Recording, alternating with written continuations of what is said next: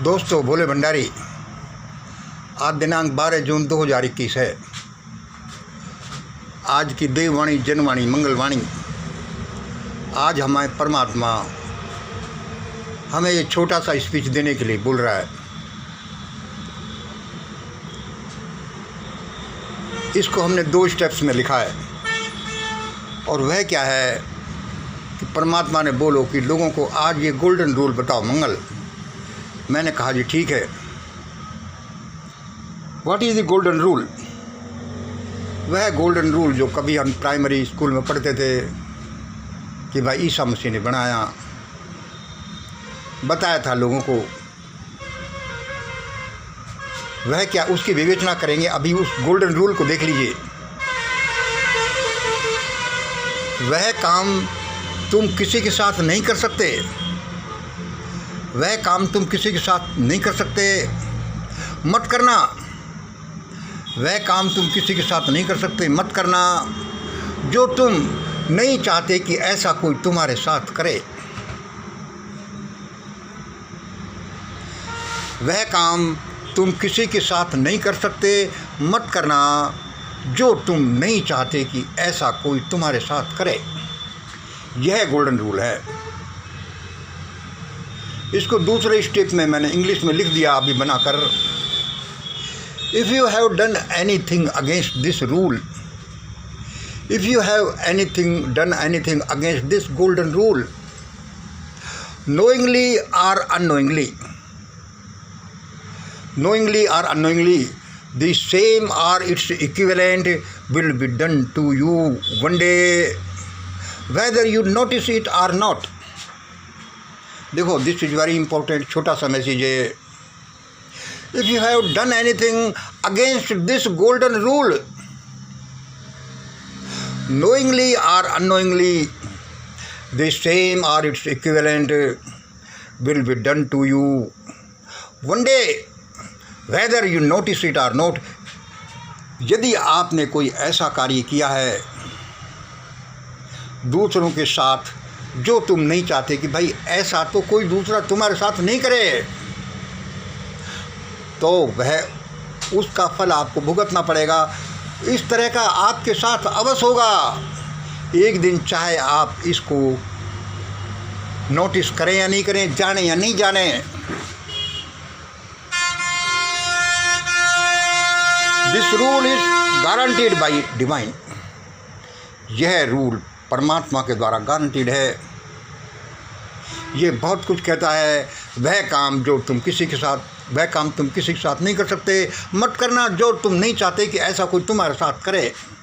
If you have done anything against this golden rule, knowingly or unknowingly, the same or its equivalent will be done to you one day, whether you notice it or not. यह क्या है? यह divine law है, ये golden rule है, ये father of all laws है, ये Newton's 3rd law of motion है, ये कर्म फल का सिद्धांत है, ये कारण और कार्य का सिद्धांत है। और सबसे बड़ी बात कि यही डिवाइन है। देखिए अद्भुतता, यही डिवाइन लॉ है, यही गोल्डन रूल है, यही फादर ऑफ ऑल लॉज है, यही Newton's law 3rd law of motion है, यही कर्म फल है, यही कारण और कार्य का सिद्धांत है, और यही डिवाइन है। भाई ये डिवाइन कैसे हो गया? यह तो डिवाइन का एक लॉ है। भाई ये कैसे डिवाइन हो गया? जैसे मेरा मोबाइल, तो भाई मोबाइल मंगल कैसे हो गया? तो इसका अर्थ ये कि if you set up your self in this rule, you set up yourself in divinity, and if you set up yourself in divinity, you are divine. आशा करता हूँ कि आपके ये समझ में आ गया होगा। अब हम इसका थोड़ा सा एक्सप्लेनेशन और देते हैं। चाहे आप इंडिविजुअली कोई काम करते हैं, चाहे आप कलेक्टिवली करते हैं, चाहे आप परिवार के रूप में ग्रुप में करते हैं, चाहे एक कास्ट के रूप में करते हैं, चाहे आप एक राष्ट्र के रूप में करते हैं, जैसे भी जो काम आपने किसी के साथ किया है वह तो आपके साथ भी ऐसा होगा, चाहे इस नियम को आप जाने या नहीं जाने, चाहें या नहीं चाहें, आपको पता चले या नहीं चले, किस रूप में हो जाए कोई पता नहीं।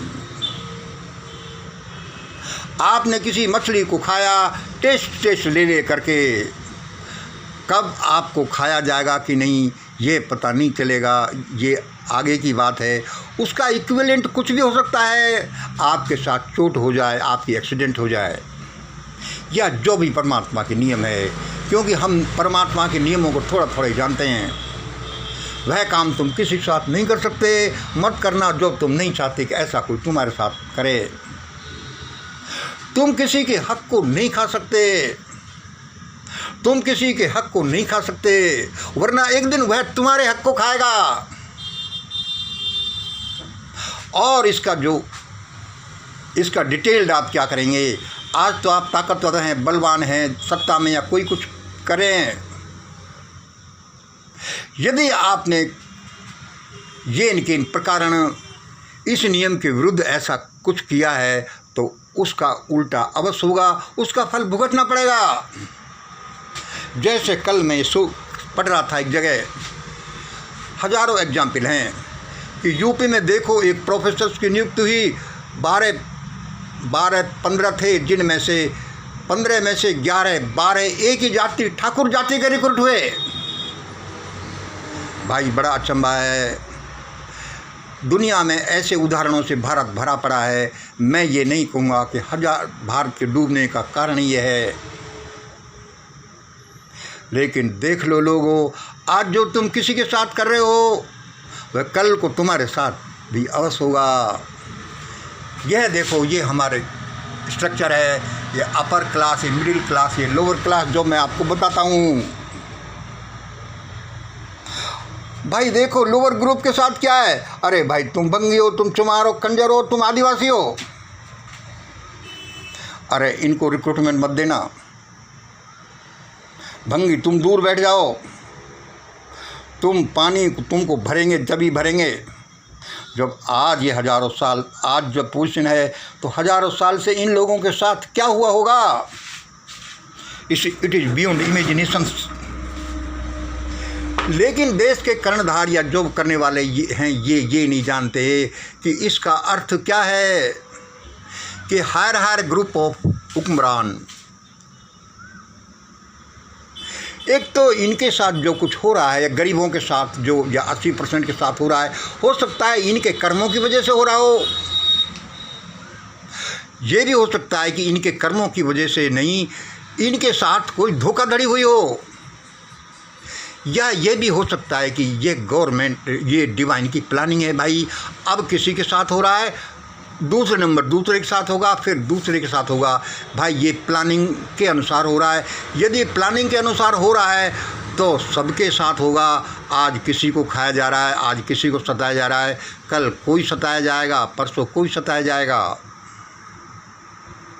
इनके कर्मों के अनुसार हो रहा है तो ये इसका फल पा रहे हैं, क्योंकि इनको कोई भी ये हो या चाहे ये हो, यदि किसी ने इनके साथ धोखाधड़ी करके किन्हीं लोगों को अंधे कुएं में धकेल करके कि तुम पढ़ नहीं सकते, सम्मान से रह नहीं सकते, धन रख नहीं सकते, या जैसे देश के करोड़ों लोगों को भयानकता में झोंका है, वैसे ये भी झोंके जाएंगे जिन्होंने किया है।